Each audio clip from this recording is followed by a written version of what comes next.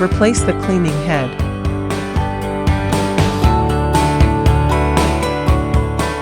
Take the fiber cord out of the old cleaning head and connect it to the new cleaning head and lock it.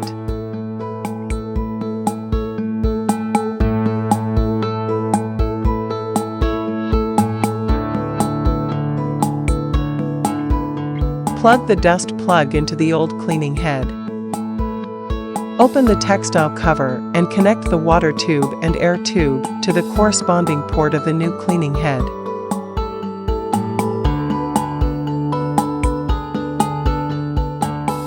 Connect the control cable.